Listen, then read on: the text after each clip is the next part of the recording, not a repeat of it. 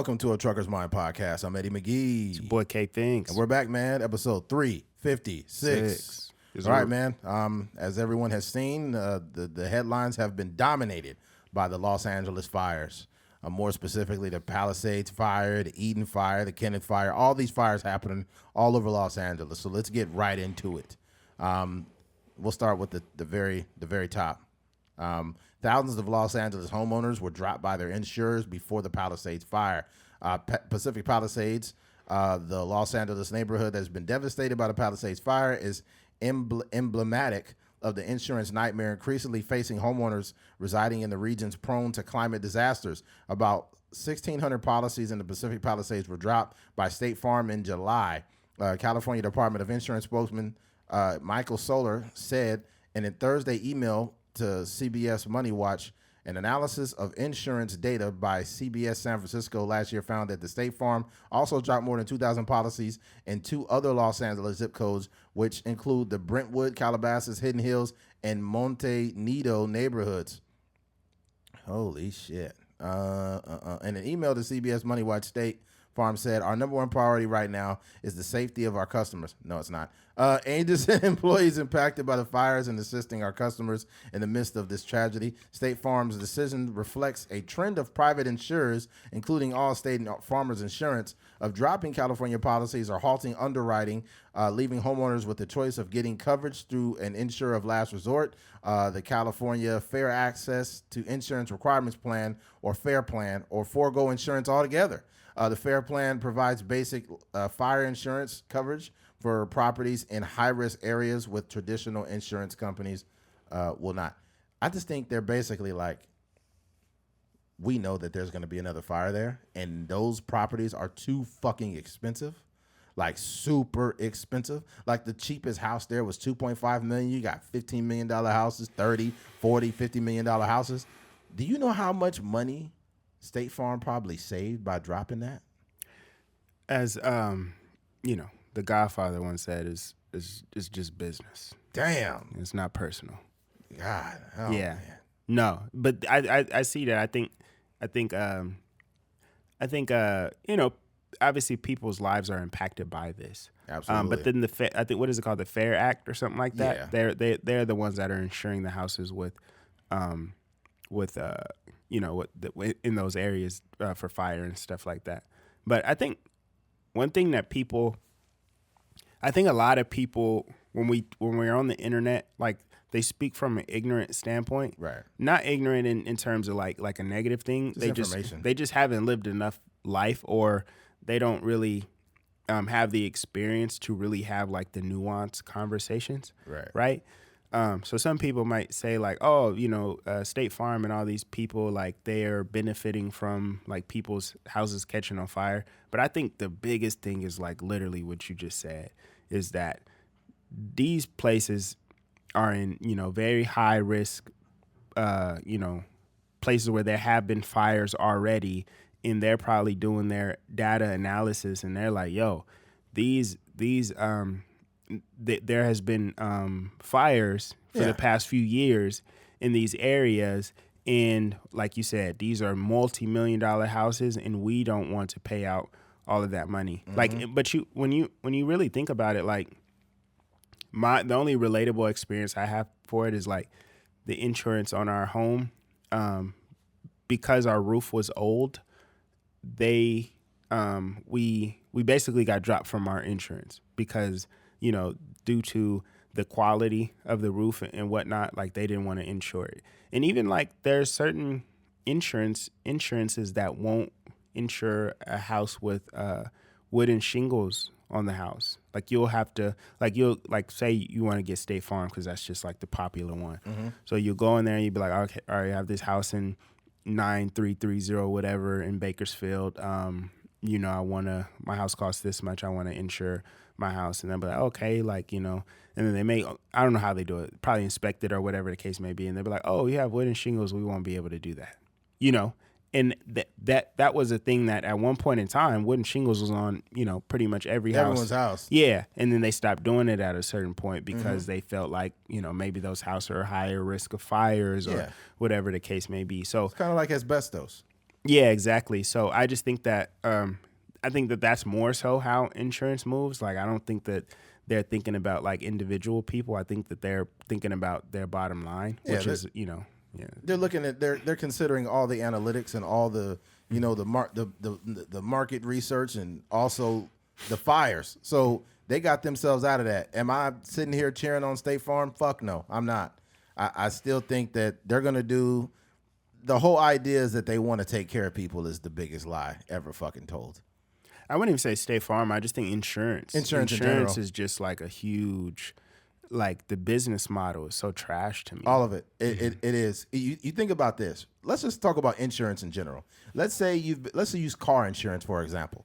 Let's say that you've had the same company for the last 27 years. You got a perfectly clean record. You're driving one day and all of a sudden some asshole rear ends you, fucks your bumper up really bad, and then you got to go get your car fixed now, right? Mm-hmm. And you go in there and they say they still need a $500 deductible. Why the fuck have I been paying for this policy all these years? I wouldn't even say. I'll give you a real example. So I had like Progressive or I don't know, whatever, Geico or something like that. Mm-hmm. And I was paying whatever, it was however much money a month, and then I got into an accident where it was technically my fault. And what they did was they paid for, the damages on the other person's car. And then they dropped me.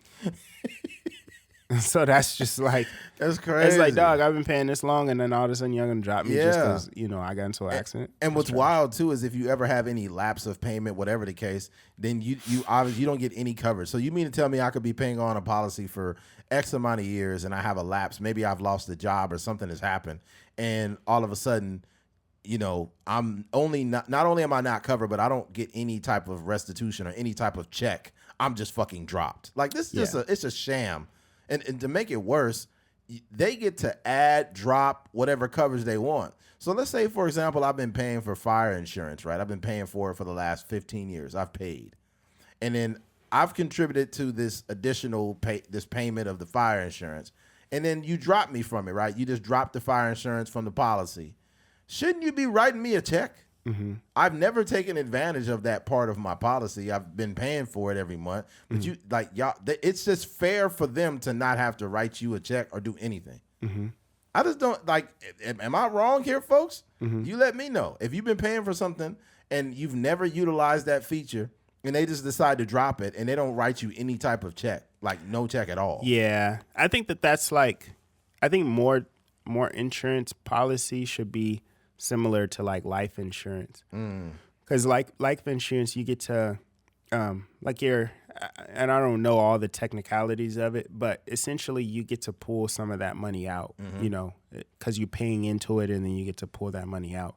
But not in many other insurance policies work like that. Like if you got a super clean record, driving wise, and you're paying for years and years and years, and you're paying, I don't know, say your payment is like $115 a month, on your car, and you've been paying that for 20 plus years or something like that. You're not getting none of that money back. No, you're not. They just gonna congratulate you by maybe dropping your payment down gradually every year or so. But yeah, you're not seeing none of that money. Yeah, that's the thing. And my issue ultimately is if you've been paying on a policy of any type of policy for over 2 decades, right?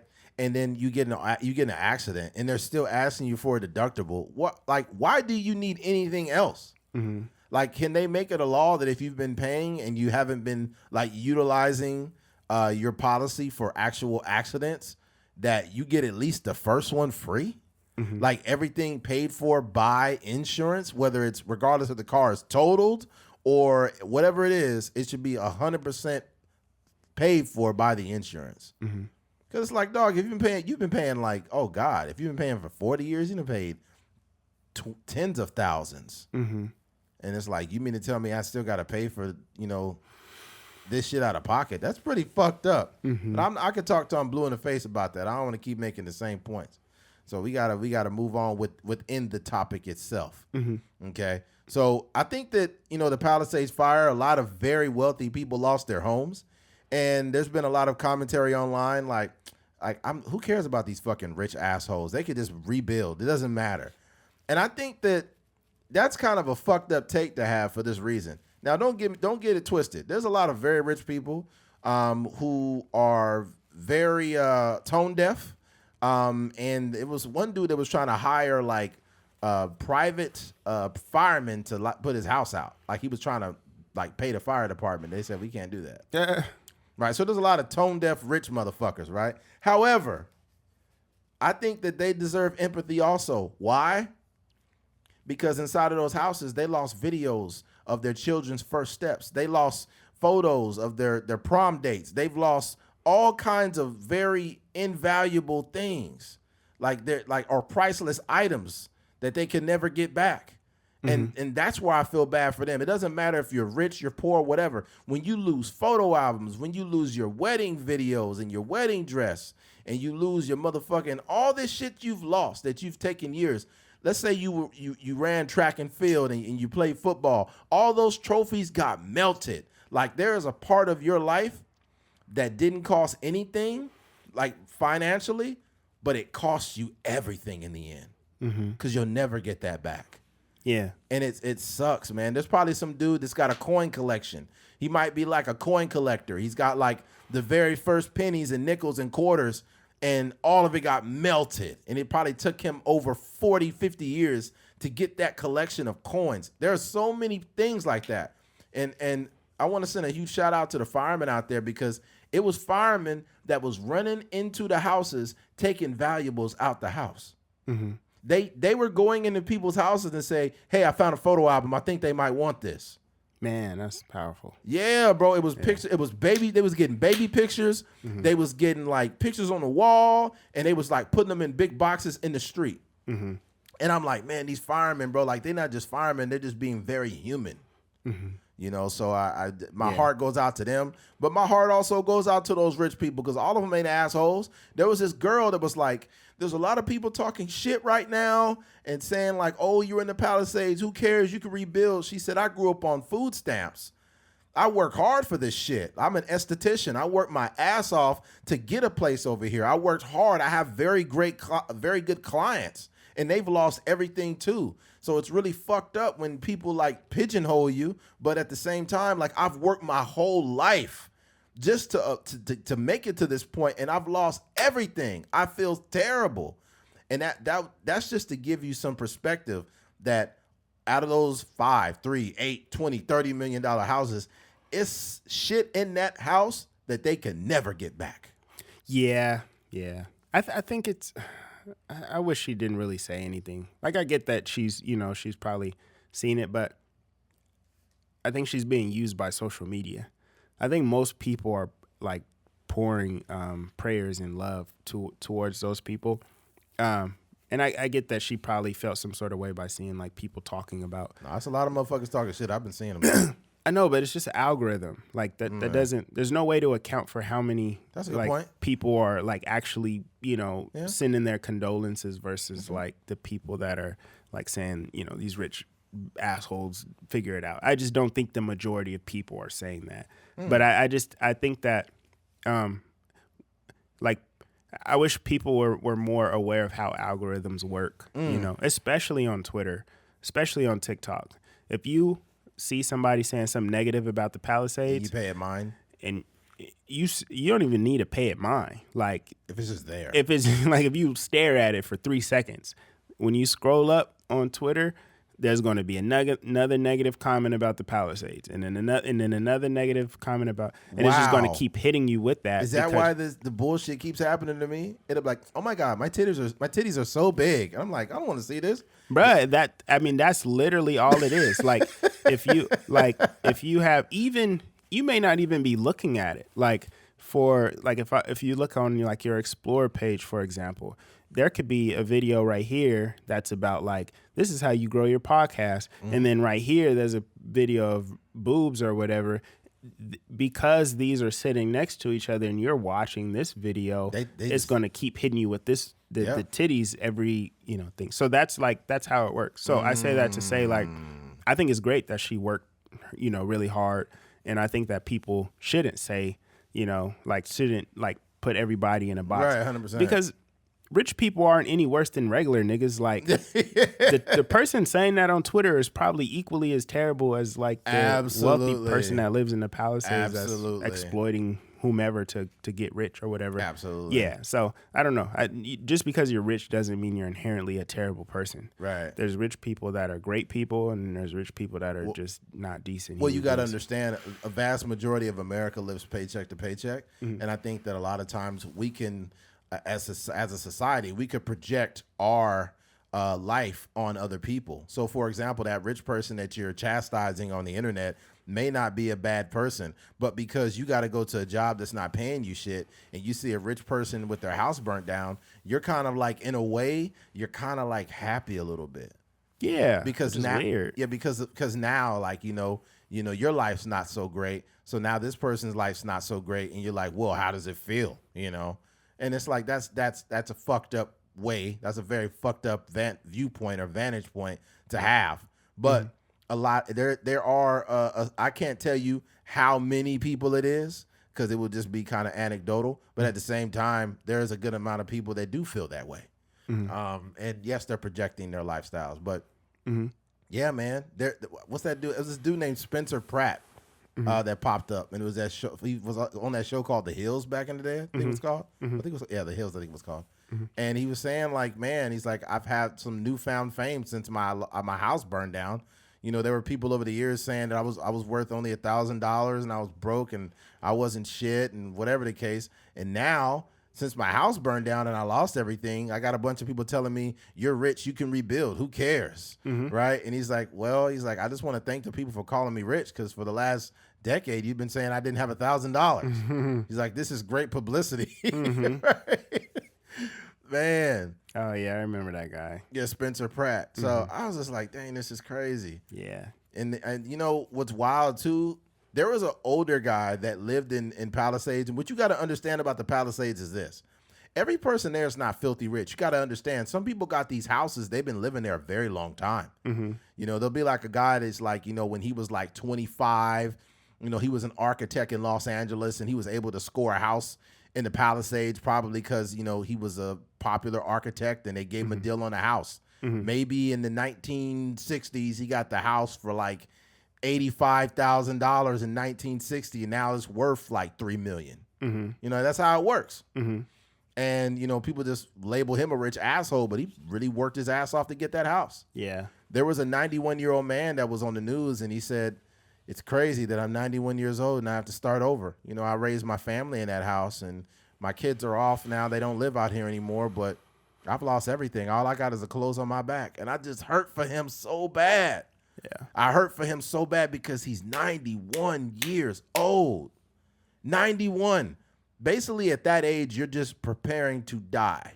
That's where you're preparing to die at that age. And he lost everything. Like, I have a neighbor, this is off the record, but I have a neighbor who is he's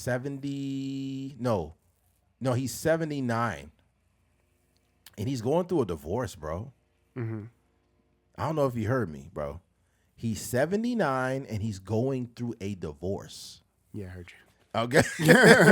Okay. And the thing that's crazy about it is he'll just come up and like talk to me, and I'll just give him my ear for a little bit because I know he needs someone to talk to. And I know he's going through a lot, because you imagine at that age going through a divorce basically is her saying, I don't want to die with you. Think about how fucked up that is. Right? And how horrible that must make him feel, because at that age, you guys are just really, you're more closer to death than living.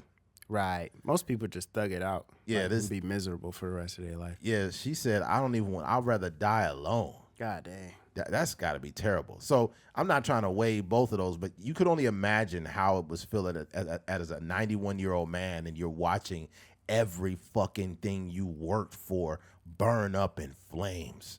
What I've learned also, too, by watching this whole thing unfold is how important people view their houses, how they will die before they let their house burn. There's a lot of people that were standing there with water hoses, like just regular little water hoses and spray guns, and they wet their whole house down, and they're trying to spray down their neighbor's house. There was actually some neighbors that saved multiple houses. There's this dude, there was a Hispanic man, And he said, I went to work, but something told me to come back because I think they were giving evacuations for such and such. But he said there was a fire that burned. It started burning really fast. And he said he got big old tubs of water. And he was just like spraying his house, spraying his neighbor house, spraying another house. He saved 3 houses. And I'm like, this is just. That's crazy. It's like there's like some beauty within the madness, you know? There's shit burning down everywhere, but then you got neighbors that are running in today. There was the Ring camera of a person that had basically left, and she seen her neighbor trying to save her house, and she was like, it's okay, you could just leave. He said, fuck that shit. Your house has got fire. I'm putting it out. So he got up there, and it was like little embers flying on her house. He was wetting them. He had like a shovel. He was stabbing the roof and shooting the water out that motherfucker. He saved her house. She said, oh, my God. Like, if that was my neighbor riding for me like that, I'll be like,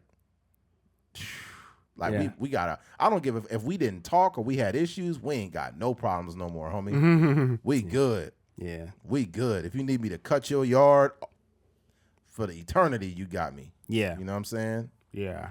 I think that's the thing that, like, what that kind of cliche, like, you know, you what do you say? Like, restore my belief in humanity or something. Right. You know, they say those type of things. But I just think more times than not, you know, people are, you know, decent people. I think that there are some people that are not, but I think you're hearing a lot of these different stories of people, you know, saving other people or saving pets and things of that nature. So yeah, I think it's a beautiful thing. It's beauty within the madness. It's just been so many stories. There's a bunch of food vendors that I forgot which racetrack they went to, but it's food vendors there making food all day for free. One dude said, I've been here 15 hours. Another person said, I've been here 12 hours. You got food vendors bringing stuff. We got people right here in Bakersfield that's holding it down, that's driving out with U-Hauls giving up food. So I want to shout these people out. You know what I'm saying? Shout out to Regina. This is my old classmate from 2003 at BHS. Shout out to Regina Navarro, man.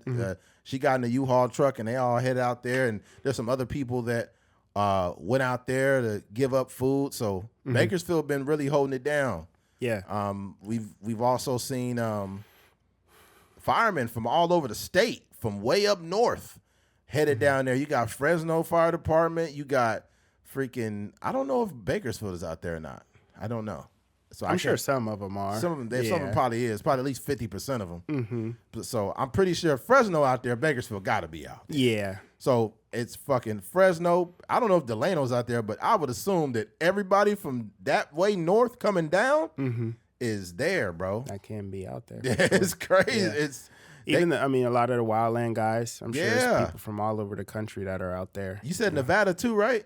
Yeah, I heard some people from Nevada were out crazy. there. But yeah, with the wildland fire, they're going to all the wildland fires. Yeah. You know, so wherever you station, I'm sure it's people from like New York and New Jersey, you know, Mississippi that are like the wildland crews that are out here fighting. You got people. You got Quebec. You got Canadians out here. You got the Mexican firefighters that came out here. You got prisoners out there. Everybody fighting this motherfucker. Yeah. Everybody, prisoners, Mexicans, Canadians, firemen from the state, firemen from outside. Like, that's how fucked up it is in LA. For all of y'all that did not know that, the fires are so devastating that we need help from the whole motherfucking state. I wouldn't be shocked if some New York firemen fucking came out here. Yeah. I would not be shocked if they just start sending motherfuckers from New York out here to fight this firework. They were saying it was like, I think one of the spots, it was like 19 acres that had burned down. Or quick. that, yeah. Like quick, huh? I don't know how long it was, but, you know, that's this is devastating. Know, that's I think our elementary school is like 2 acres or an acre and or it's something like 10 that. of those. Yeah. Oh my God. So you're thinking like 10 elementary schools, something like that. Like, and he said some of these fires are burning quick because the winds. There's been some really crazy winds, and it was up to like 90-something mile per hour winds blowing the goddamn flames. So it's literally. What's the best comparison? You ever seen somebody light a cigarette when they take a drag? It's just like hot redness that blow. So that air, imagine that times. This is activating it and spreading it. And spreading it so fast. Maybe I didn't use the best analogy, but you guys get my drift. And I'll say this. On Tuesday, when all the stories broke, I called off work that day. And I did it for my safety. I contacted my boss, told him, hey, man, I don't feel safe today. And he was like, you sure? I'm like, yeah. And because at that time, he's like, okay, no problem. Like, if you don't feel safe going, then just take this day off. You know what I'm saying? Because whenever there are, how do I put this? Whenever something is new, mind you, it was labeled a life-threatening windstorm, right? And the flames had already taken place in the Pacific Palisades at that time. So you don't want to get caught with that much wind as a truck driver. And here's why. When you haul a tanker, the wind is cutting underneath it and over the top of it. So I would have been fine from that aspect. I would have not been blowing all over the road. But my biggest issue was the fire and where they could start, because you don't want to get caught up. Also, with evacuations, if the fire is spreading that fast, you don't want to get caught up in gridlock traffic, right? You get that freaking traffic that's locked up, it could affect the freeway system, and it'll be gridlocked. And you're out there, now you're stuck with their traffic, and you're fucked. You don't want that. And then also, what I seen that really made me not come in that day is Biden was supposed to stop in Riverside to like for some type of speech or something, right? And he canceled, nigga. When he canceled there, I'm like, oh man. But here's the crazy part. He canceled, but on that same day, later that night, the wind got so crazy, it went up to like, I think it was like in the 80s or something. And it was blowing trucks over. There's a bunch of trucks still knocked over, dude. Out there in San Bernardino County, it was knocking trucks all over the fucking road. It's a bunch of not flatbed. It's a bunch of dry van trucks that are toppled over that are still getting picked up. God damn. Yeah, bro. So I feel like me not coming in that day was smart, because the peak of the high winds happened that night at like midnight. And then you got to like near the area near the Palisades, it was like 90 something. Nigga, did you see that that fire tornado? They call it an infernado. I didn't know this shit could happen. There was literally, because of the fire and air mixture, there's a tornado with flames on it. I've never fucking seen. For anybody that is not sure what I'm saying, please proof check me and look it up. It's not AI. It is real. It's literally a flame with a tornado. I said, God damn.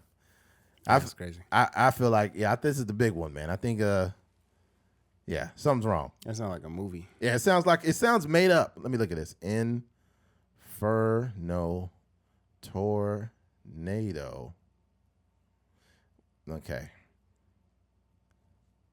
Here's fire tornado spotted in the Pacific Palisades 22 hours ago. Fucking crazy. And here it is, TMZ, and you know it's real when TMZ reported. Wow, tornadoes.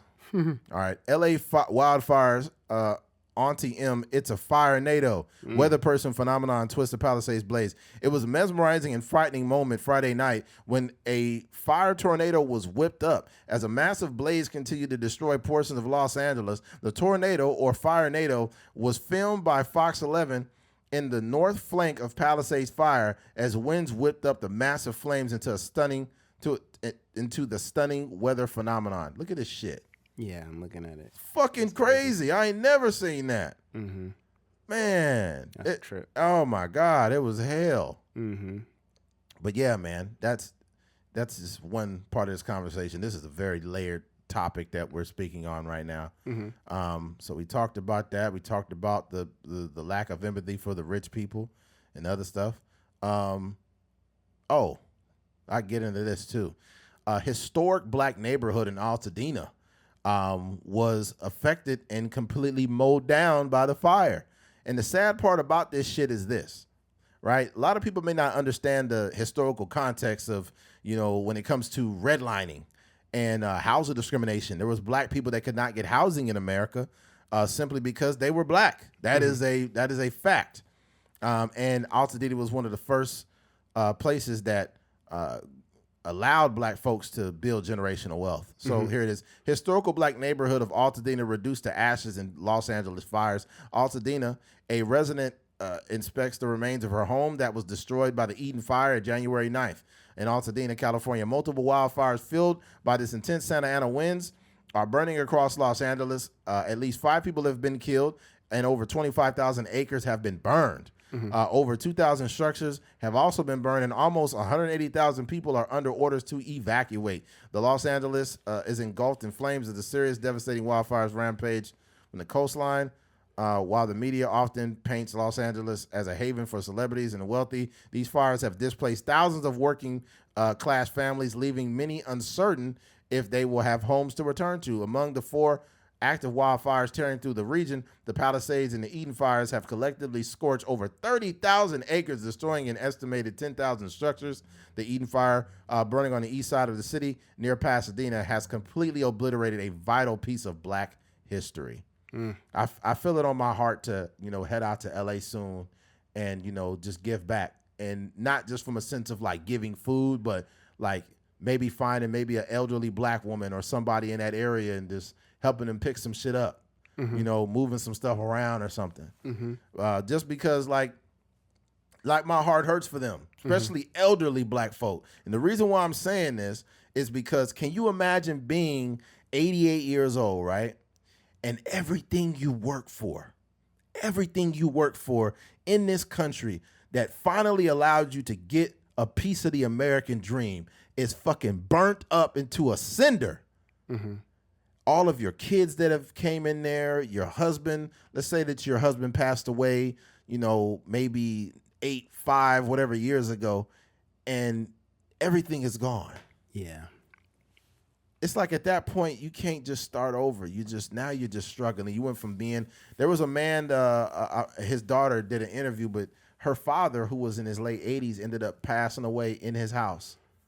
When the fires came, it was too late, and he died in his home. God dang. And you think about that, man, that shit is heartbreaking, brother. Man. And here's another piece of it here. Over the decades, Altadena blossomed into a diverse suburb with a significant black population climbing from under 4% in 1960 to 31% in 2000.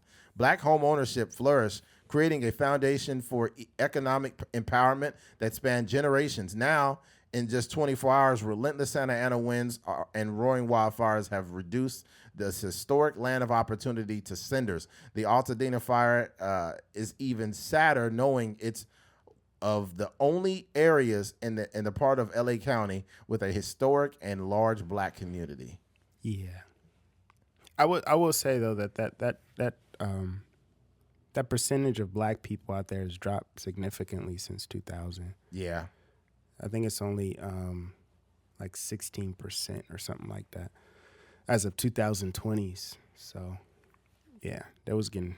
I don't know where the black people going, but probably moving out of state. A lot of them in Texas. Yeah, there was a older black woman. She said, "I'm done here. I'm moving to Texas." Yeah, and it's really fucked up too. You know, people just bouncing out the state, man. They're like, "Fuck this, I'm gone." Yeah. I think, it just sucks, man. Like you said, that it's a lot of history when it comes to people. That that's what their homes or real estate land is a great opportunity to start to build wealth. For not only for yourself but for your lineage, and that stuff is just burned down now. So there's an aspect of it where depending on how their insurance and stuff works, they may get their property back. But if you didn't have the proper insurance to cover for fires, then, that's just, at this point, you just got land. You still own it. You still got to pay taxes on it, but it's just land now. So, yeah, it's unfortunate, man. I just, like you said, my prayers go to all those people involved, and, I'm glad that there are people, putting forth efforts to try to make something happen for those people. We got a message from our school that they're giving out grants for people that are affected by the fires and stuff like that. And then I think that even at church, we're putting together some resources and stuff to help people out. So I'm liking that people are coming together and putting forth resources and time and sweat equity to go out there and help people. Yeah. What I don't like is a lot of blame game stuff going on. I think that in regards to politics in general and mayors and governors and all these things, I think that there's probably been mistakes there for sure. Mm-hmm. But what I'm not here to do is be like, oh, well, Gavin did this or this did this. It just doesn't help the people that lost their fucking house. For sure. Like these conversations that are happening, it's like the first thing that happened when the fires happened, they'll be like, goddamn stupid ass Newsom. And it's like, bro, you know how many fires have taken place during every fucking administration? Yeah. Every administration, LA has been burnt. Every single one. Mm-hmm. But people don't see this. Mm-hmm. Like, bro, just stop. Just stop. Like, at some point, you got to know when to give politics a goddamn rest. Well, sure. They cut this many this, and they cut this, and if they didn't do this, it's like, bro. And also, too, a lot of the conversations become very repetitive without any real, like, it's just talking points. It's not even like research data. It's just talking points. Yeah. I think, too, like, we have a lot of these conspiracies about, oh, who's benefiting from this and that. And it's like, dog, this is the Palisades that is on fire. Yeah. This is not some hood in L.A. Like, this is not, some projects in Los Angeles. These are, where some of the wealthiest people live at. You know what I mean? Yeah. So it ain't like, that's not the neighborhood that somebody is running some conspiracy theory over. Those are the movers and shakers in the city. So, yeah. And I think even they were saying Kamala Harris her house is, getting close to, the fires are getting close to one of her homes that she owns out there in that area. So, yeah, I don't see them. Everybody's being affected. I guess what I'm trying to say. It's just not a thing where it's like and I don't want to bring like Katrina into it, but they were saying, oh my God, I was just thinking it's weird that you said, I swear to God. Yeah. I'm about to say that this is our Katrina. This is the closest thing to it. Yeah. Right when you said that, it's like a telepathy thing. Go ahead, Keith. Yeah, but in that sense, they were a lot of the narratives is like, it affected the poor communities. Yes. And that they didn't really do anything to affect it, but this is rich people. Yeah, so this is different.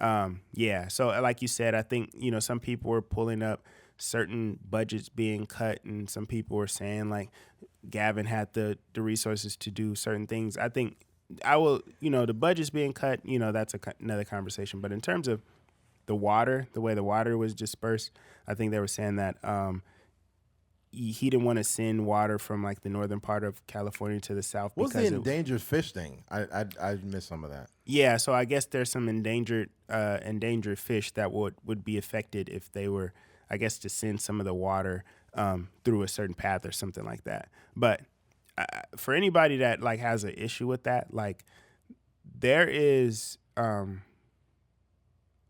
the conservation of land and animals is a huge thing, in America, but especially in California. Like we are, cohabitating with, different species. So it's important for, anything that we do to be mindful of that. We have done a lot of destruction to this country. Yeah. And, as the governor of California, you have to be mindful of how, whatever you do is going to affect the animals. Like in terms of, there's a lot of talk with the freeways, like how, certain mountain lions are getting hit by cars and things like that. Like those are the things that they have to account for, when they're talking about that. Because at the end of the day, we have the ability to deplete an entire species at the at the drop of a dime. But it's important for like I said, the governor of California, where a lot of this stuff is taking place, to be mindful of these species, because once they're gone, they're gone, and there's nothing we could do about it. That's why there needs to be, how do I put it? There has to be more of a conversation surrounding this, because some of the articles and some of the talking points, he chose a fish over the people and this and that. I'm not saying what he did was right or wrong. I don't even have that stance. I just think these conversations speak around the main topic, and that's that people lost their fucking homes. But anyways, it says Trump says Gavin Newsom chose to save an extinct fish instead of sending water to Southern California to fight apocalyptic wildfires. And it's just this whole political mudslinging. But think about this before you go there. Who knows how the fire started, right? Right. But right. we seen people with flamethrowers and all kind of all kind of weird shit. Yeah. Yeah. If this was a fire that was started by mankind, and the only way to save, humans is by sending the water through a certain path, which would essentially kill the fish. Should we jeopardize the lives of the fish because of this, idiotic person that? And I don't know how it started. Nobody knows quite yet. But I'm just saying, if that was the case, if there was some idiot that started this fire, you're going to deplete an entire species of fish because somebody, some idiot with a flamethrower was out there like burning up, houses or something like that. I just don't. I don't really like that in me, and I'm not like a person that is like, on the grounds, like hugging trees and stuff like that. I just think that it is important to conserve species because we're living on this world together. And if you look at anything in terms of like global warming or anything, like there's a lot of animals that are just dying. There's a lot of vegetation and things like that are being depleted just because of how humans interact with the world, what I mean? So. We swallow the world basically. Like there's some animals that are legitimately extinct now. Is it like a kangaroo rat still a thing? I don't know. I'm not sure. But there's a lot, and all of it is mankind. Like I can only speak for Kern County, but we're talking about kit foxes. We're talking about condors. We're talking about grizzly bears that once thrived in the Central Valley and San Joaquin Valley, and they're extinct in California. The only grizzly bears you catch them in the Northeast, I believe. But yeah, we don't have grizzly bears anymore because either people killed them or whatever the case may be. So yeah. So and that's the job of the governor, to make sure that we're not killing all the animals. Yeah, I'm looking at the kangaroo rat. It's considered like an endangered, but it says kangaroo rats are small nocturnal rodents native to the arid regions of the western North America. They are named for the bipedal hopping, similar to kangaroos, but evolved in its locomotion independently. Okay, I'm trying to see what they're. Are they? I think they were endangered. Hold on, kangaroo rat endangered species status. Okay, population stable, least concern. Okay, I think at one time they were considered endangered. It's a weird looking fucking rat. Yeah, it's a rodent. I don't know. Yeah. I know too many extinct rodents. Yeah. Well, if I see one of those in my house, I'm not going to be like, oh, it's a kangaroo rat. I'm going to be like, squash. Nah, I'm just playing. That's crazy. I don't want anybody to hear that and report me to PETA or something like that. It'll turn into a PETA's Mind podcast. I don't want to deal with that shit. That's funny. Yeah, that. And what was the last thing I wanted to bring up? Oh, God. With scenarios like this, there are always scumbags that come out the woodworks.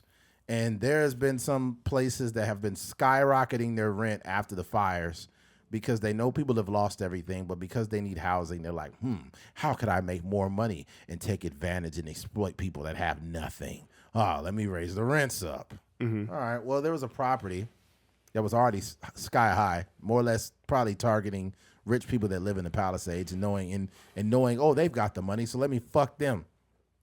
Asking rents skyrocket as LA fires destroy homes.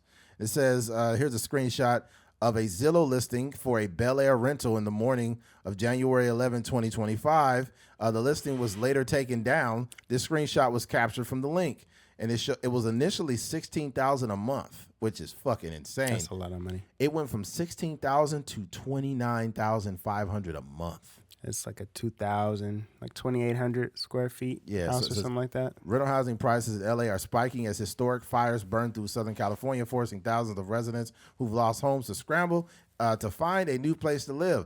LA's spotted one Zillow listing for a furnished home in Bel Air that was posted Saturday morning at $29,500 per month. That's nearly 86% price hike from September 24th. According to the listing's price history, which shows the home was previously listed for $15,900 per month.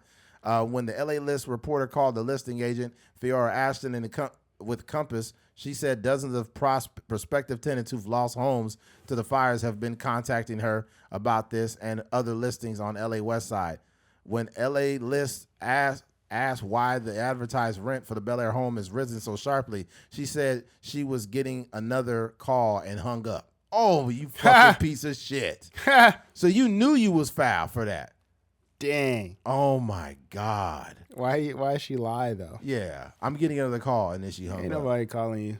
Oh, my God. People, I'm telling you something. You guys think this shit is sweet, right? You think it's sweet to be making this money off of and basically exploiting people. You think it's all good and fine and dandy.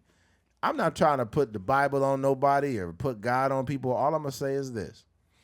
You can pull that shit here on earth, but when you die and wherever, if there is any cognitive ability after you pass away, you going to see what them fires felt like. Mm-hmm. You going to know exactly how it felt when them motherfucking fires was burning in people's house down, because you going to be right there in hell burning. You mean in Hellisades. Yeah, you been in hell. Yeah, Devil going to be like, I've been waiting on you. Waiting on you a long time. Crazy, scary, spooky, hilarious. I think those are the scumbags, and then there's also some on the other side. They said that they're I don't know what the term is, but they are not playing with people that are committing white collar crimes, price gouging. Yeah, stuff like that, or just scams, just different scams that are probably taking place with people. Looting? Yeah, but looting is the one. They said that they seen somebody, I don't know who it was, but he said he walked over. It was a guy like sitting down in the firefighters thing, and I forget who was talking, but they checked on him like, hey, man, you all right?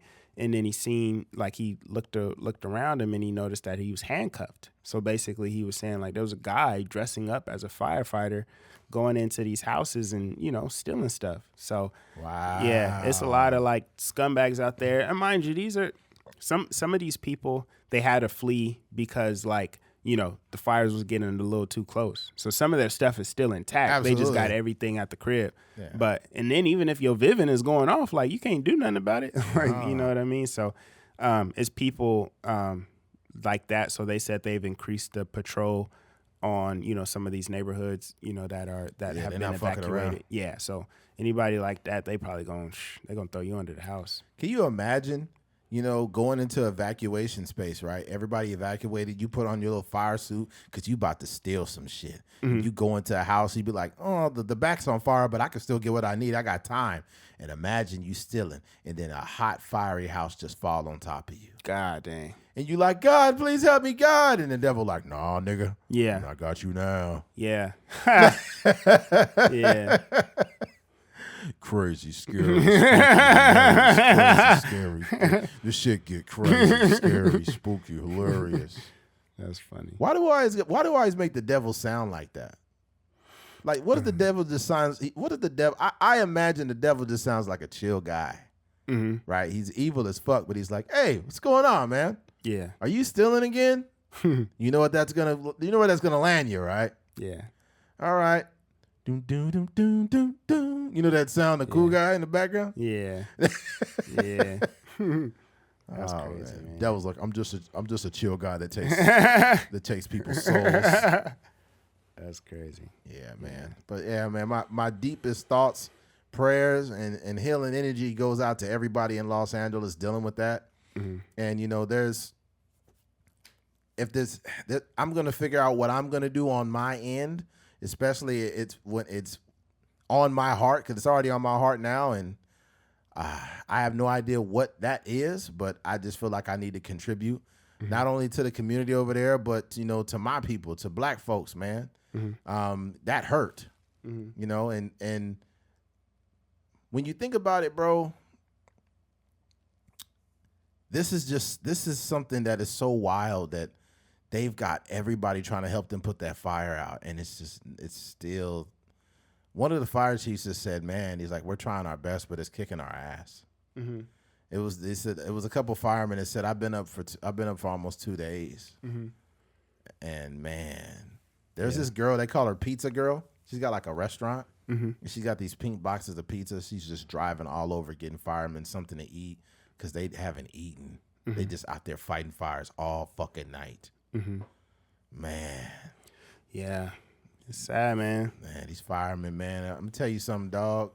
Before we move on, just to give you an idea of the makeup of a fireman, is I gotta say his name. I gotta get his name right. I keep forgetting his name.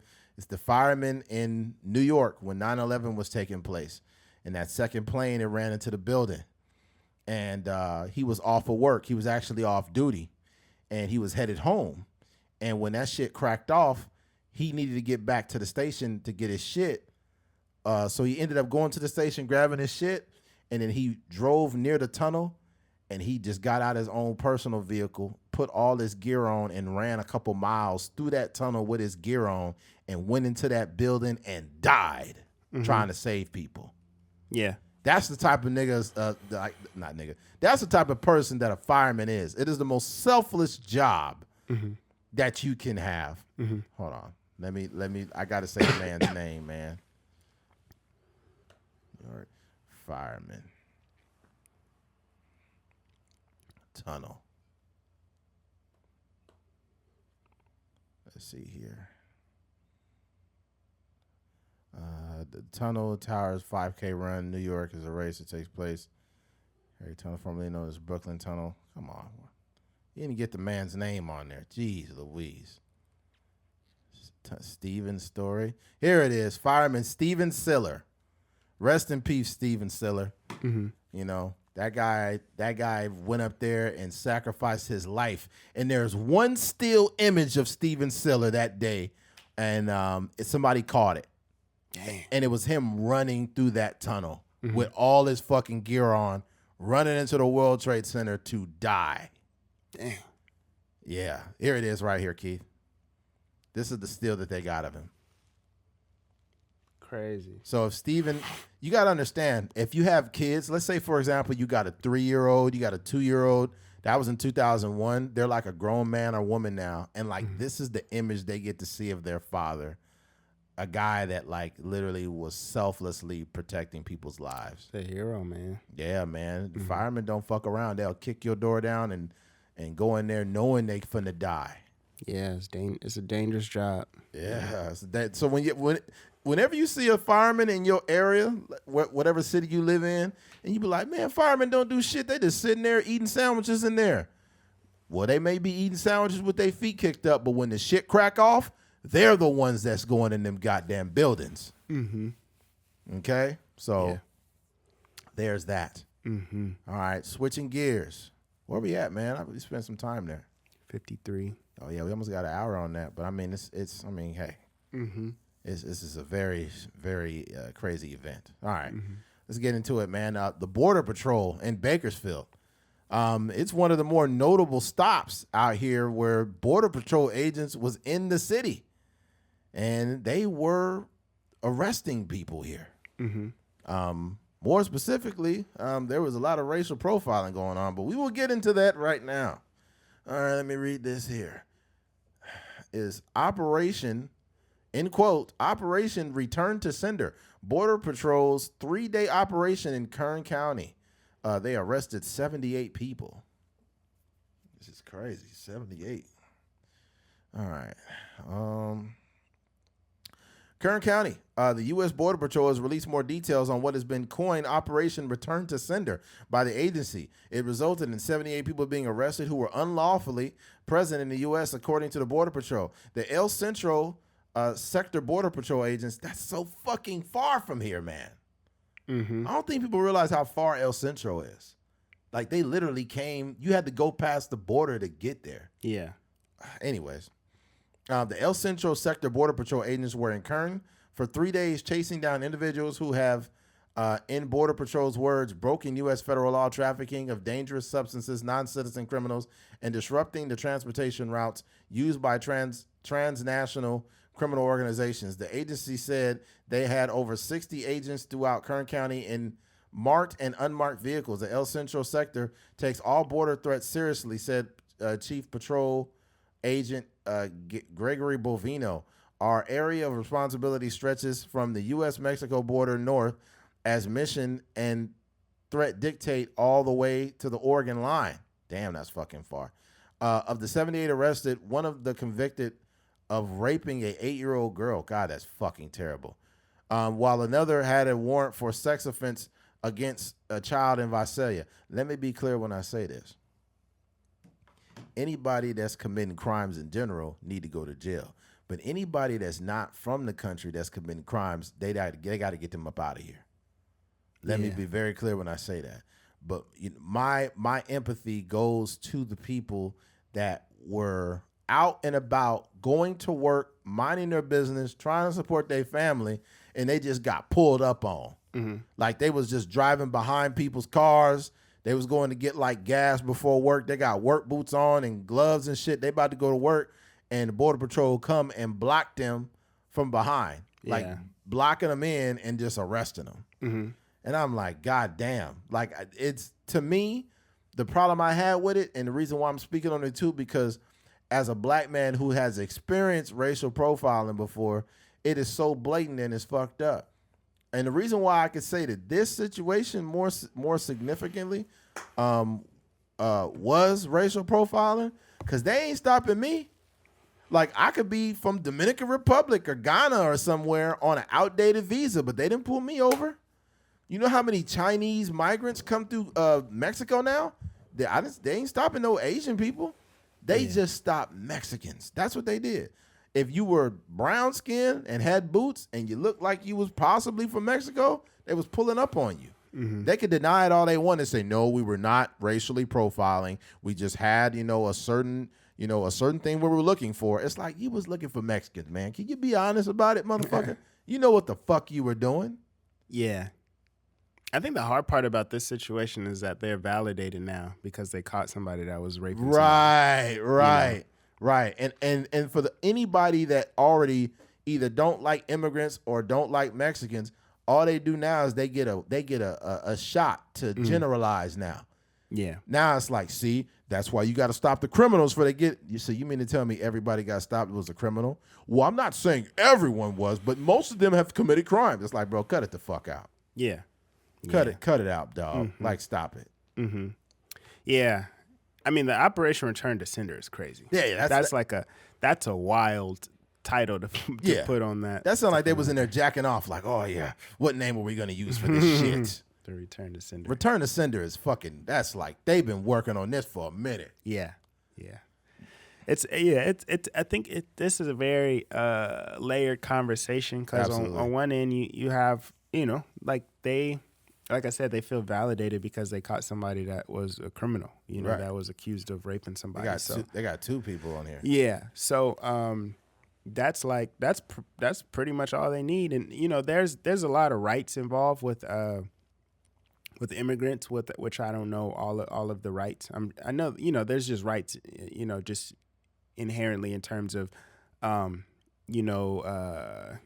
the Miranda rights and in terms of having a lawyer and things like you're going to get a fair trial in my understanding, no matter what type of arrest happened or if you're illegal or if you're a natural born citizen. So excuse me, right?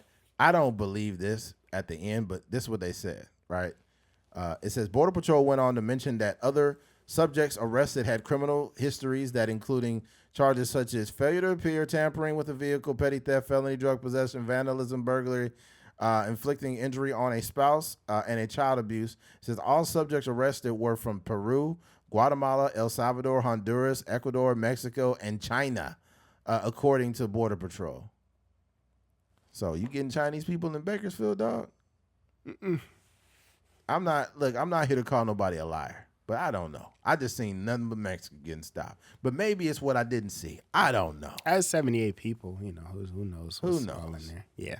And I can imagine how racist they was when they was doing it. They was like, hey, you right there. Yeah, I'm talking to you, Chopsticks. Come here. I could see it. Because the way that those motherfuckers look when they stop people, it's like, bruh. One dude got his tire slashed, and he's been a citizen legally in the United States for the last decade. He's had his citizenship, and they slashed his fucking tires. That's the bad part about it. When you start to stop people, they're well educated, people that are tax paying citizens and, have all their rights and things like that. That's where it gets tricky. So I guess it only lasted 3 days, and that is that the end of it, or is it were they only looking for certain people, or I don't know. We probably won't really get the full thing until they put the affidavit out and stuff like that. I think that what this did, it also showed us how many people in Bakersfield or in Kern County may not have proper documentation, only because there were certain places that were like ghost towns.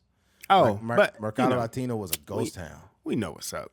Yeah, we know what's up, but at the same time, dog, it's crazy. Because my thing is going there, I've paid for services, get my my window tint done, or they got stereo places and whatnot, jewelry and stuff, all kind of stuff there over there. So it's like, bro, like all those different services and things that you've paid for, you don't realize that like a lot of people may not have proper documentation, man. But it's wild when you can see less traffic outside, dog. Yeah. I'm like, what the fuck is going on out here? And if you guys aren't from Bakersfield, most of you, so when you look at like the Mercado Latino, it's a place where it's just like almost like Little Mexico, where it's like restaurants, there's like audio, shot. You can go there, get your system, get your stuff tinted. You could buy jewelry, you could buy clothes, like pretty much any and everything that you need in this little, probably like a 2 mile, I would say maybe like 2-3 mile radius. It's just like a little section here in Bakersfield, and that place was completely empty. It's usually packed, like pretty much every day, with just different stores and it's like a little mall and stuff in there too. So they did back in the day. It was a store called Ranch Market, and they did like a crackdown over there, and they started like arresting workers there for not having proper documentation, and it's crazy, bro. Like when you think about how many people, like all the friends that you grew up with, a lot of their parents didn't have like proper paperwork. Yeah. You know what I'm saying? Like it's a very regular thing. But my thing is this though, bro. I think that the system is broken. And I think it's broken by design. Because it's super difficult to get in and get your proper documentation. Like my homie, shout out to my homie Carlos, but he got his citizenship, but he said he jumped the border to get up in here. And he freaking been here for a while. He's married, he got a kid, he's productive, he got a CDL, all kind of shit. But he's like, yeah, bro, I had to get in here. If you were to really like try to do it legally from the very beginning, then you would eventually you would probably have to get like a work visa if they allowed that, and then you gotta wait for this, and you on a wait list, and it's like, man, they don't make it easy to become a U.S. citizen. They got you just waiting for fucking ever. Yeah, but probably because they don't want you in here. Yeah, they don't. But if they don't want you in here, but at the same time, we know that America allows people to come here and work, and employers will have a lot of migrant workers because they know how they can pay them in the pay structure and the rights and this and that. Now, it's two things. They're getting employment, but they also being exploited at the same time. A lot of these employers, bro, like when I was hauling hauling milk, every dairy that I went to get loaded up with the milk, it was 100% migrant workers, 100%. And the thing about it is, I don't know what they were being paid. I have no idea, what the pay scale was. But I just find it very convenient that this is a very common theme, whether it's, at a dairy with the milk or it's in the fields or whatever it is. Like, I think that at the same time, we live in a country where these businesses run based off of cheap labor and forms of exploitation. Like, how do I put it? Like, Detroit, they were like the mecca of the car industry. Remember that? Mm-hmm. And then it went away because a lot of them were outsourcing jobs. Mm-hmm. And they knew that you sent it to a country where a brown person, whether the person was from India or Honduras, wherever, they know that person's going to do the job for cheaper. Mm-hmm. And that's what they were doing, outsourcing stuff. And that's how businesses stay afloat. Because when you hire a bunch of American workers, we want to make sure we could live in this expensive ass fucking country. Mm-hmm. So I don't know, man. It's a really sore topic. I think that in regards to the people that got busted that was actually committing crimes, yeah, they got to get up out of here. Mm-hmm.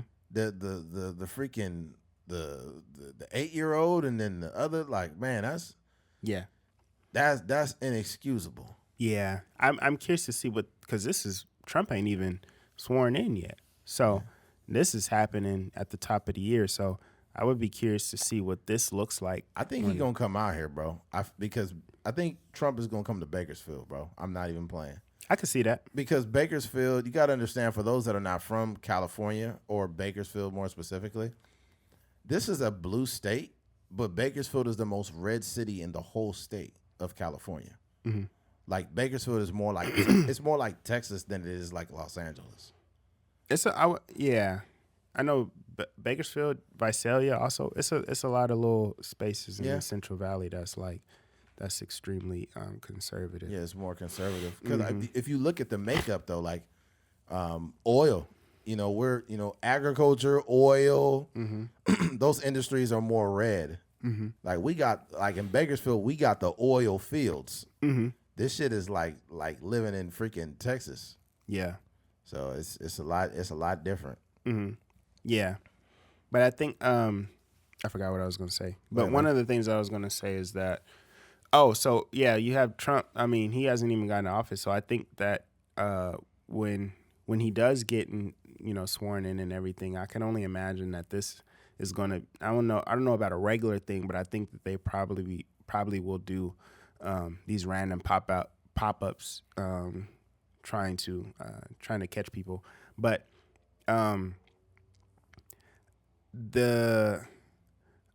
just read this, so this is what I was going to say. California is very lax when it comes to their border. And we know this because with what Donald Trump has been pushing, or he tried to push during his presidency, and they end up, not really creating a real border. When I lived in Nevada, they were much more attentive, I would say, to their actual policies. I worked with a couple people that were from Mexico, and they obviously came to America to, pursue a better life or whatever. And there was a lady, she was a cook, and I remember she was studying for her, to get, citizenship and stuff like that. She had this little book that she was studying during her breaks and whatnot. And I remember when her work visa was up, she went back to Mexico. She went back, and I don't know what she did. I don't know if she had to go pay for something, sign some whatever the case may be. But she left for like a couple weeks. And that was happening to a couple different employees that were there.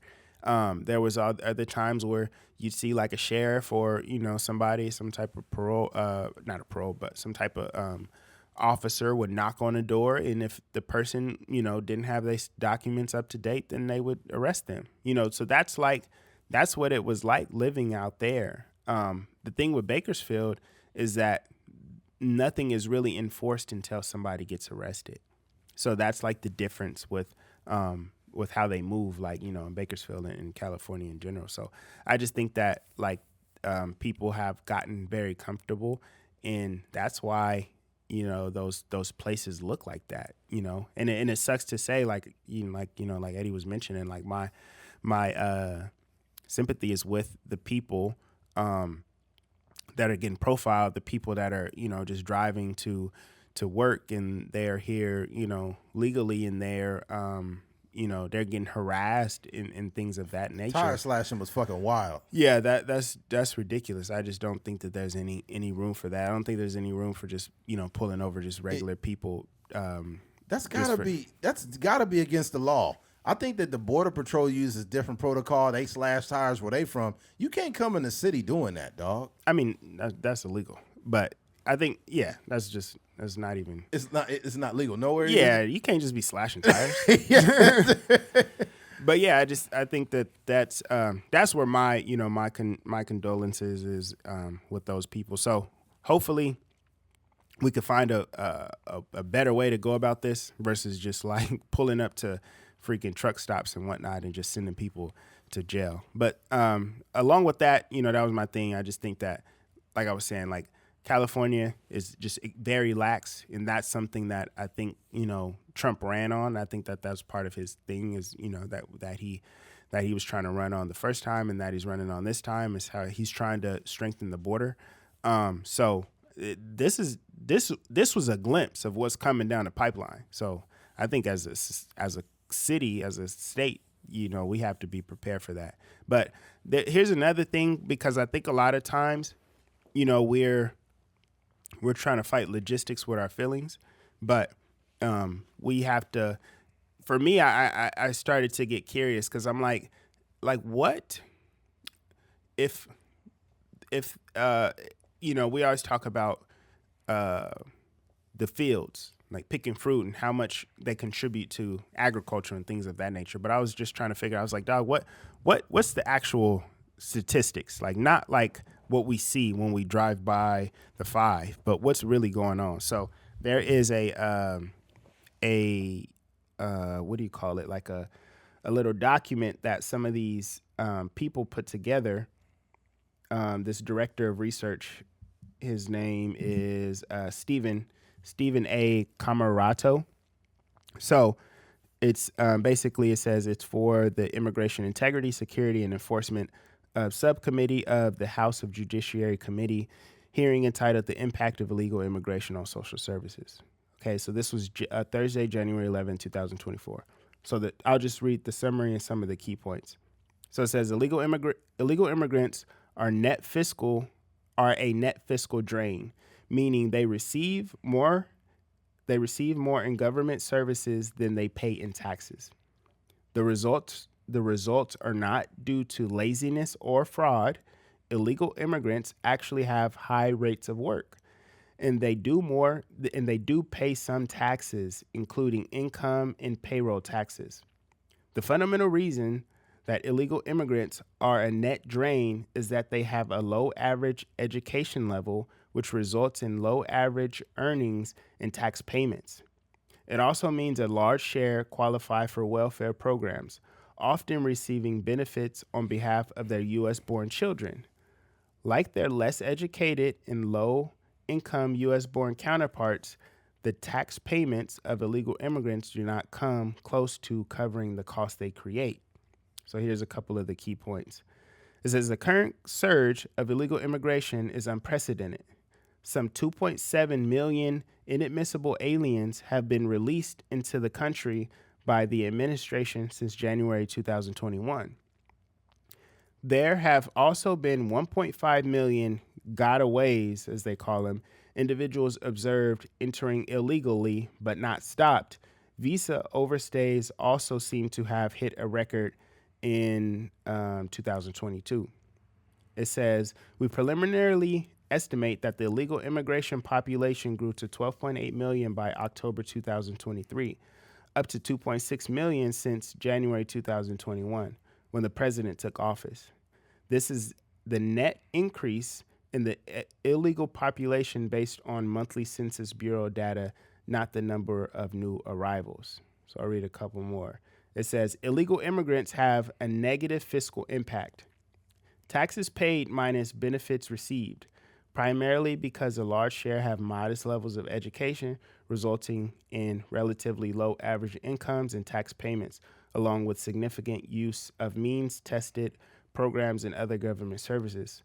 Prior research indicates that 69% of adult illegal immigrants have no education beyond high school, compared to 35% of U.S.-born citizens. So you can kind of see, like, of course, some of that is like skewed to kind of fit a narrative. Absolutely. But that is just kind of like what they're kind of like running, this, I guess this new campaign on. It's like these people, and don't quote me on this. This is just what they're saying. These people are not contributing to society more than they're like receiving from society.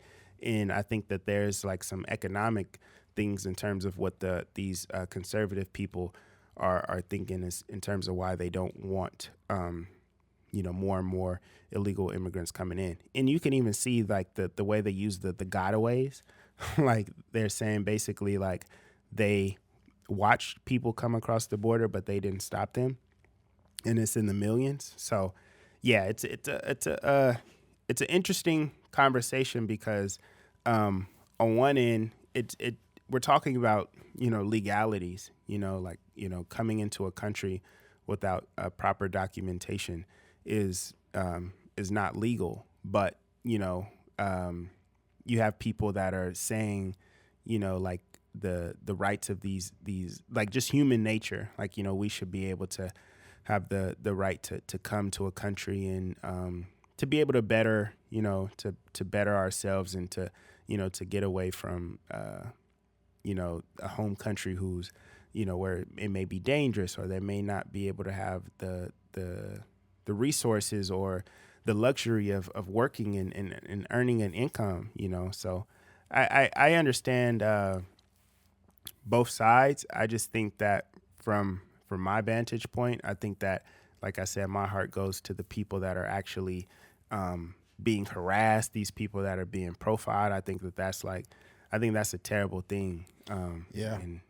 I think a lot of society has like a recency bias, and we look at what's happening now with immigration, and people would be like, "Well, you got to do it the right way. You got to get in here legally. You can't just come in here. You got to do it the right way." But what you got to understand is, like, since America's infancy, like this, like we didn't get this country fair and square. If you understand the history behind how America was founded, as they say, like we shouldn't be telling anybody who can stay or who can go, right? I think that's important to highlight, but we got to deal with the situation at hand.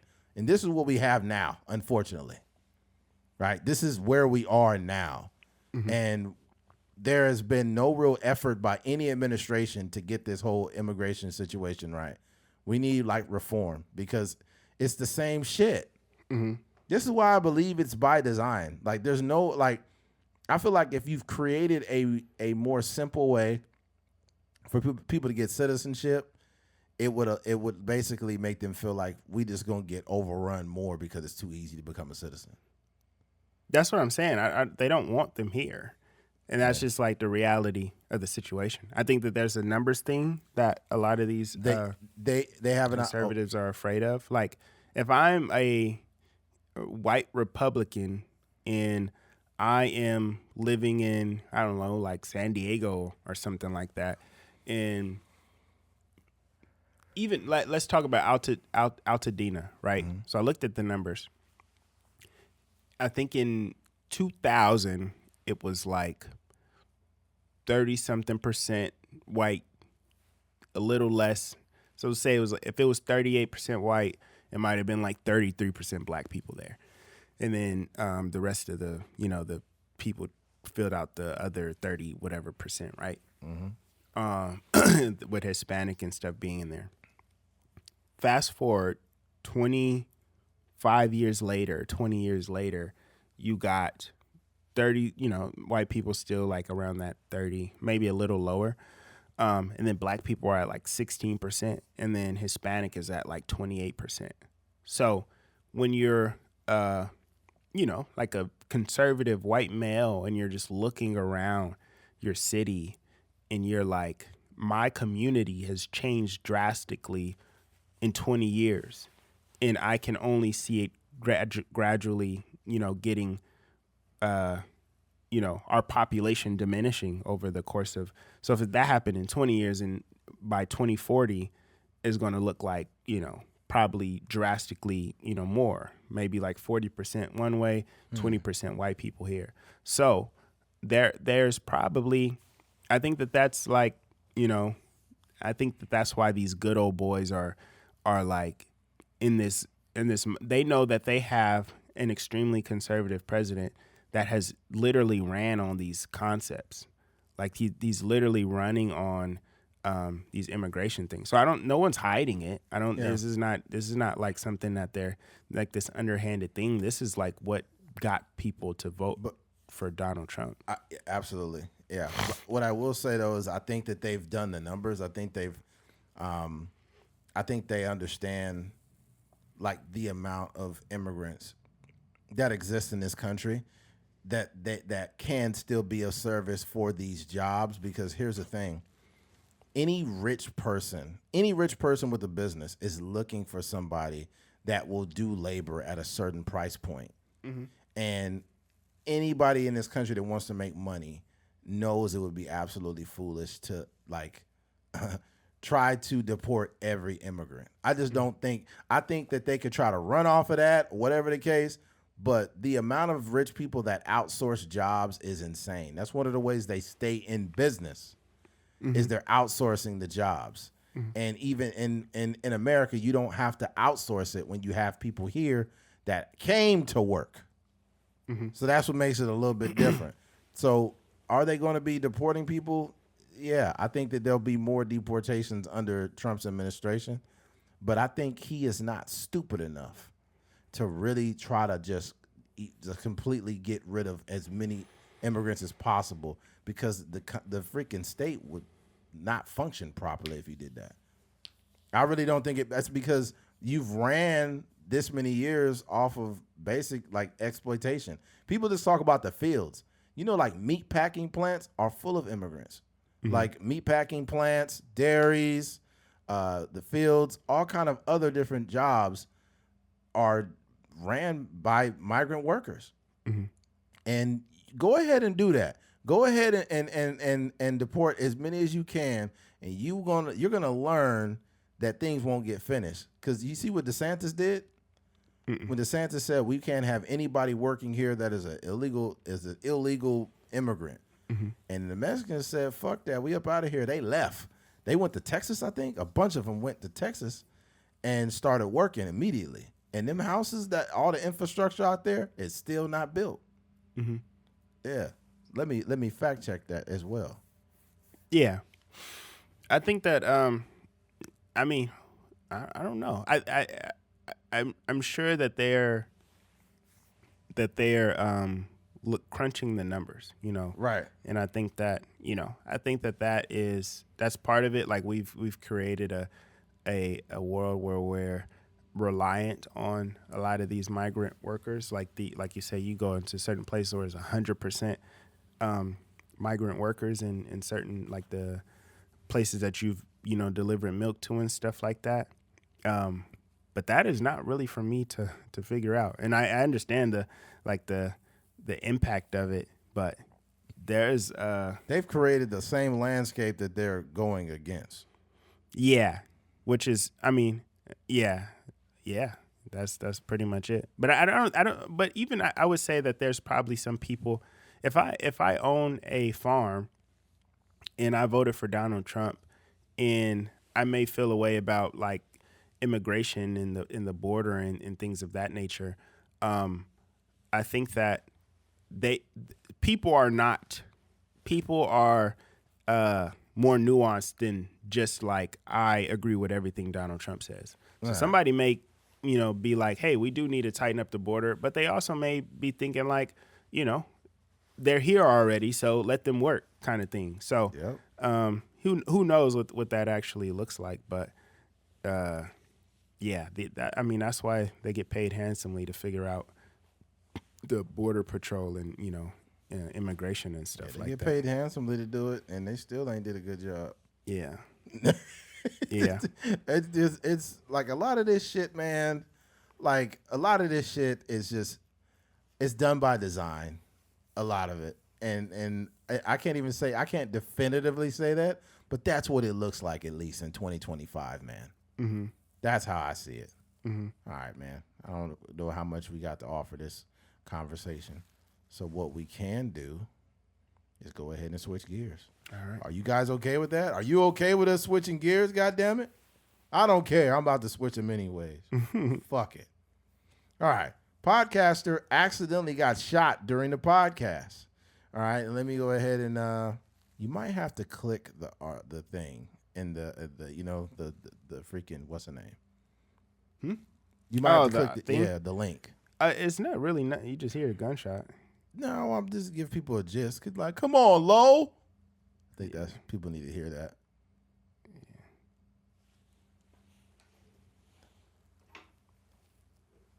I don't know if I just sent the article or if there's an actual video. Ah, fuck. I think they took the video out. Nah, the video's not in here anymore. Damn it.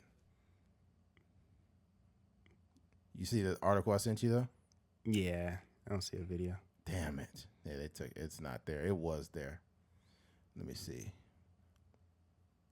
Shot during podcast. That shit went straight to his pocket. Oh, here we go. Here we go. Here's the good stuff. I'm going to send it to you right now. Let me know when you got it. Boom. I just sent it.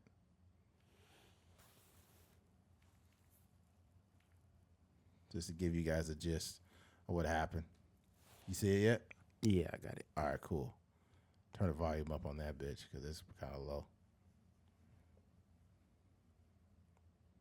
Damn. I don't trust no nigga that sell $20. What the? Those were your choices. Who shot who? Come on, Somebody got shot? Lo, you good, Lo? I hope. Y'all good? Those were your choices. I think it's funny. I think it's funny because the dude said, those were your choices. Pow! Like, he got shot right after that statement. Like, the guy, the interviewer and the interviewee were having a conversation, but the guest that was on the show had a gun with off safety in his pocket. He reached in his pocket to get Lord knows what, shot a hole through his pants, and then shot one of the people in production. And the dude got hit, and he was like, oh, Lo, come on, Lo. You good, man? My thing is this. If you need a gun to go to a fucking podcast, you shouldn't be going there. These niggas be ignorant. Just ignorant, man. You got a loaded gun just sitting there like you in a podcast, man. Can you imagine me and Keith sitting here and we accidentally invite a gangbanger on here to tell his story and then I get shot? I'll be like, nigga, you ain't never coming back to this podcast. Yeah, that is crazy. It's I think what you realize, and I don't know that dude, but when I look at the internet, a lot of times I just see so much ignorant stuff, especially when it comes to entertainment. Oh man, like rapping primarily, like in the hip hop industry. It's just tied to so much ignorance that I just shake my head at the crib, man. Yeah, yeah, and this is I guess it's supposed to be like a hip hop podcast. Oh, okay, yeah, yeah, but it's just goddamn.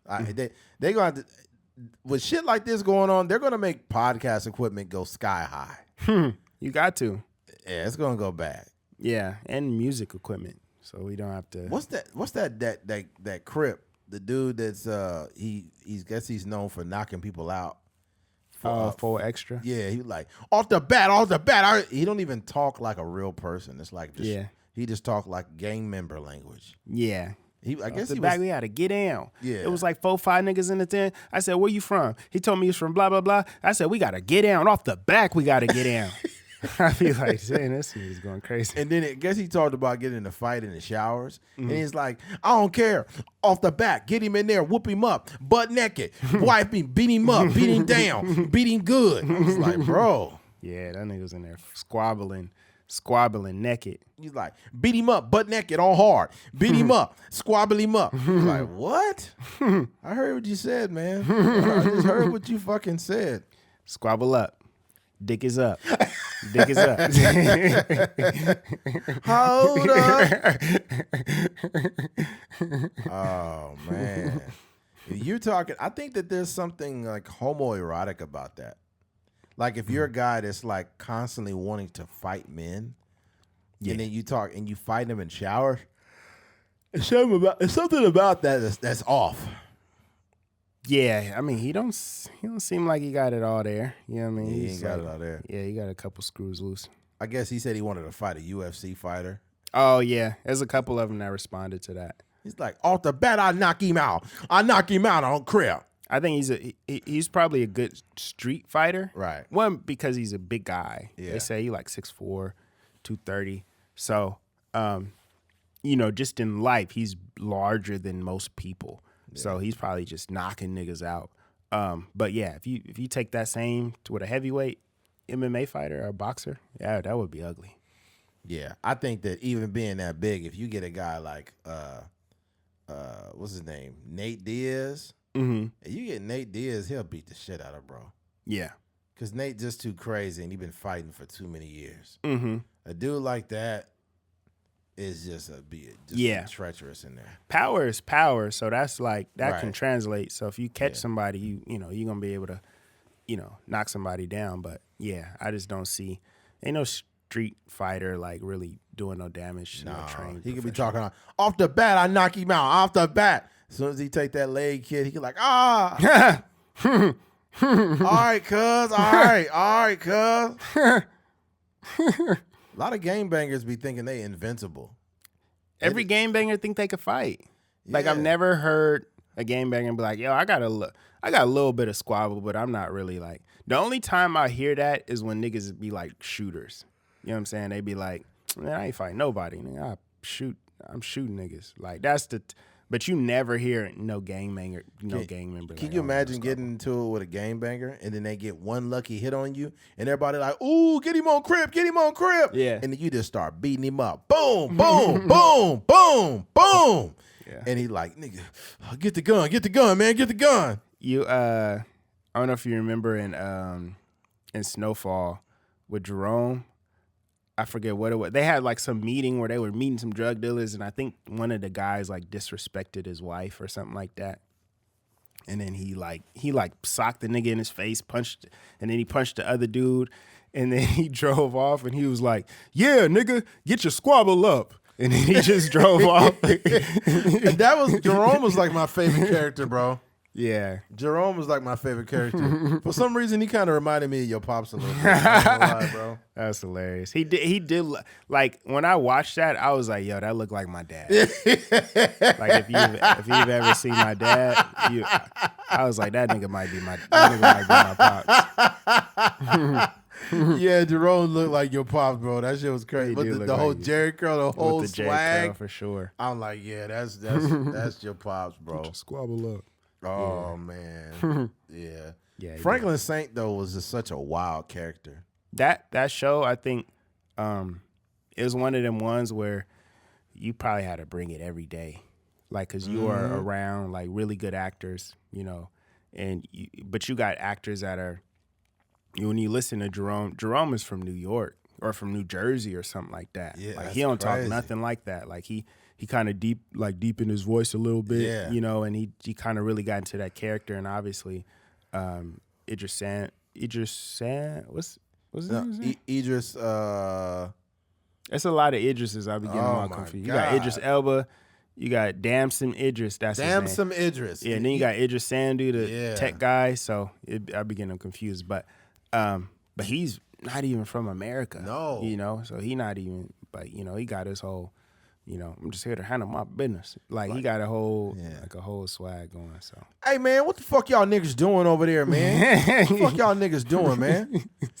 In this scene right here, I basically felt that deep down in my soul, I felt that I had to do that. I love my mother's food. She makes fizzy wiggers in brown bimlet. It tastes very great for dinner. You be like, how is this nigga a drug dealer in this show? Yeah. That's dope. Yeah, I love that stuff, man. Yeah, man. Well, look here, man. Even I would say him. I didn't know he was British, and then the other guy, which I think that the show is kind of doing him a disservice, and I feel like he should move on with his life. But All American, that guy. Like when I first started watching that, I was like, "Yo, this nigga's like not even from America." Yeah, he has a really good accent. So, yeah, there's a lot of those British guys coming over here, and they're all really black. Well, no, that's not true because there's other guys that are not black, obviously. There's some white British actors that you don't really know, but yeah. Yeah, isn't Hugh Jackman like that too, right? Yeah, he's from Australia. I believe. He's Australia. Yeah, Australia. Yeah, that's crazy. They just completely destroy their accent. It just goes away. Because isn't Nicole Kidman like that too? I think she is. I could be wrong, but I don't know. I don't know if she's from another. She might be. She might be from England or something. I know. Yeah, there's the one other girl. She's from like South Africa or something like that. But yeah, it's a lot of Charlize Theron. Yeah. But I don't think she has like accent like that. No, not really. But yeah, I think Nicole Kidman. What's Superwoman? I forgot her name.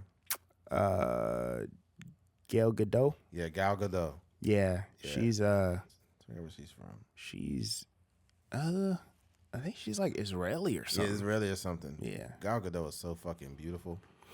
I have no idea where she was from, but yeah. Yeah. She's I think she's from there, somewhere over there. Yeah. Yeah. I think that's it, man. All right, man. Well, if you made it to the end of this episode, we appreciate you. Thank you for listening to a Trucker's Mind podcast. I'm Eddie McGee. It's your boy K Things. We're out of here. Peace.